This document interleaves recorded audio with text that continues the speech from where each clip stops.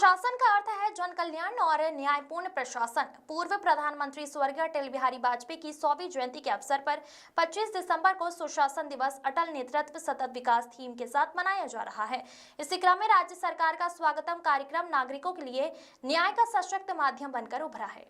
वलसाड जिले के वापी में स्थित गिरनार खुशबू प्लाजा की 208 दुकानों के दुकानदार लंबे समय से GIDC दुकान फाइनल ट्रांसफर ऑर्डर रद्द किए जाने के कारण असमंजस में थे। इससे उनके रोजगार और निवेश पर संकट खड़ा हो गया था। स्थानीय स्तर पर समाधान न मिलने पर उन्होंने मुख्यमंत्री के स्वागतम कार्यक्रम में आवेदन किया।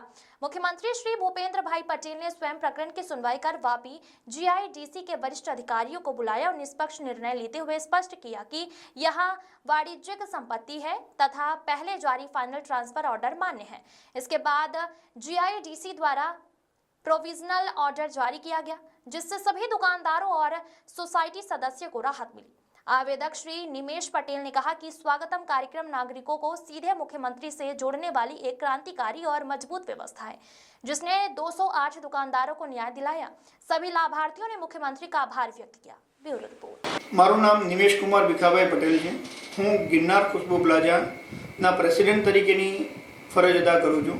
गिरनार खुशबू प्लाजा वापी GIDC नी अंदर प्लॉट नंबर 209 कॉमर्शियल प्रॉपर्टी तरीके अस्तित्व धरावे छे અને આ પ્રોપર્ટીને તબદીલ કરવાની કાર્યવાહી કરતા હતા, જે અંગે હું તમને બ્રીફ સમજ આપું છું। અમને 2009 ની અંદર PTO એટલે પ્રોવિઝનલ ટ્રાન્સફર ઓર્ડર આપવામાં આવ્યો હતો।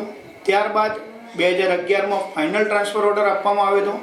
ત્યારબાદ 2023 માં બિલ્ડિંગ કમ્પ્લીશન કર્યા પછી બિલ્ડિંગ કમ્પ્લીશન સર્ટિફિકેટ આપવામાં આવેલું હતું અને ત્યારબાદ બિલ્ડર દ્વારા યા જે ડેવલપર દ્વારા જે તે દુકાનોનું સેલિંગ કરી કન્વેન્સ ડીડ કરી અને જે તે દુકાનધારકોને અર્પણ કરવામાં આવેલી હતી અને દુકાનધારકો પોતપોતાના બિઝનેસની શરૂઆત કરેલી હતી। 2019ની અંદર સોસાયટીનું નિર્માણ કરી અને સોસાયટીની સ્થાપના કરી। સોસાયટીની સ્થાપના કર્યા પછી અમે સોસાયટીને તબદીલ કરવાની પ્રવૃત્તિ હાથ પર ધરેલી હતી।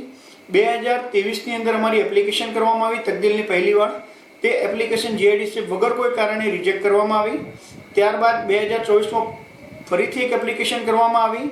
તે એપ્લિકેશન 2025ની અંદર ફેબ્રુઆરીમાં એ લોકો રિજેક્ટ કરી અને એ લોકોએ એવી રજૂઆત કરી અમારી સામે કે તમારી પ્રોપર્ટી નીતિ નિયમો સાથે સુસંગત નથી, જેના કારણે અમે એપ્લિકેશન રિજેક્ટ કરીએ છીએ। આ મુદ્દા પર અમે GIDCના મુખ્ય અધિકારી એટલે VCMD સાથે અમે મુલાકાત કરવા માટે ગયા।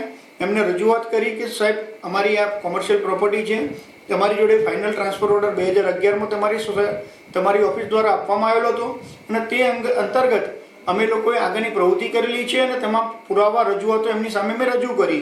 ત્યારે GIDC ઓફિસ દ્વારા તે વસ્તુને ફાઇનલ ટ્રાન્સફર ઓર્ડરને નકારી અને અમારી એપ્લિકેશન રિજેક્ટ કરવામાં આવેલી। આ પ્રશ્ન અમારા માટે એટલો મોટો પ્રશ્ન હતો કે ત્યારે આ 208 દુકાનધારકોનું રોકાણ કરેલી વસ્તુનું શું થશે અને ત્યાં બિઝનેસ કેવી રીતે થશે, કારણ કે આ પ્રોપર્ટી કોમર્શિયલ પ્રોપર્ટી ન રહેતા એ પૂરેપૂરું આખું ઓર્ગેનાઇઝેશન ઇનલીગલ યા બિન અધિકૃત સાબિત થતું હતું। જેથી હતાશ થયેલી હાલતની અંદર અમે આપણા માનનીય મુખ્યમંત્રી શ્રી ભૂપેન્દ્રભાઈ પટેલને મળવા માટે ગયા અને ત્યારે અમને કૌશિક પટેલ દ્વારા એક સલાહ આપવામાં આવી કે સ્વાગત પ્રોગ્રામ નામની એક પ્રવૃત્તિ ચાલે છે, જેની અંદર આપણે આપણી તમામ રજૂઆત સાહેબને કરી શકીએ છીએ। એ રજૂઆતો સાંભળી અને સચોટ નિર્ણય આપશે એવો વિશ્વાસ સાથે એમને સલાહ આપી। તો અમે એ સ્વાગત પ્રોગ્રામની અંદર અમે 27/9/7ના દિવસે હાજર થયેલા। 24/7/2025ના દિવસે અમે હાજર થયા અને અમે અમારી સચોટ રજૂઆતો કરી। જે રજૂઆતોને માનનીય મુખ્યમંત્રી સાહેબે માન્ય સ્વીકારી અને GIDCના ઉપરી અધિકારીઓને અમારી સમક્ષ બોલાવી અને રજૂઆત કરી। રજૂઆત કરતાં તેમને એટલો સરળ અને તટસ્થ નિર્ણય GIDCને આપવામાં આવ્યો કે આ જે તે FTO આપનાર અધિકારી એ GIDCના અધિકારી હતા અને જે તે અધિકારીએ આપેલો ફાઇનલ ટ્રાન્સફર ઓર્ડરને માન્ય કરો અને આ કોમર્શિયલ પ્રોપર્ટી જે છે એની માન્યતા 100% એક્સેપ્ટ કરો, એમ કરી અને GIDCને આદેશ કરીને GIDC દ્વારા અમને પ્રોવિઝનલ ટ્રાન્સફર ઓર્ડર 2025માં આપવામાં આવ્યો અને એ પ્રોવિઝનલ ઓર્ડર સાથે અમે લોકોએ પ્રોવિઝનલ ટ્રાન્સફરની જે ફીસ હતી તે તમામ ચૂકતી કરી દીધેલી છે અને સબલેટિંગ માટેની રજૂઆત અમે ભૂપેન્દ્ર પટેલ સાહેબ સાથે પણ કરેલી છે, માનનીય મુખ્યમંત્રી સાહેબ તેમજ જીઆઈડીસીના વીસીએમડીને પણ રજૂઆત કરેલી છે. આ પ્રવૃત્તિ દરમિયાન ભૂપેન્દ્રભાઈ પટેલ દ્વારા માનનીય મુખ્યમંત્રીશ્રી દ્વારા જે સ્વાગત પ્રોગ્રામની જે પ્રવૃત્તિ ચાલે છે, ખરેખર નાગરિકો સાથે થયેલા અન્યાય માટે ખૂબ જ સારી અને સુદૃઢ વ્યવસ્થા છે. અને તે વ્યવસ્થાની અંદર એવો કાર્યક્રમ કહી શકાય છે કે જે ક્રાંતિકારી કાર્યક્રમ સામાન્ય નાગરિકોનો સીધો સરકાર સાથે જોડી શકે છે અને તેમને સંપૂર્ણ ન્યાય મળી શકે છે.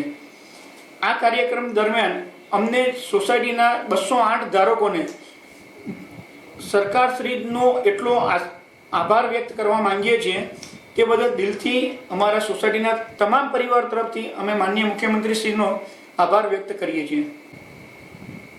अपने ब्रांड को नई पहचान दें. हमारे न्यूज चैनल पर विज्ञापन देने के लिए अभी इस नंबर पर संपर्क करें 9898 889116 पर.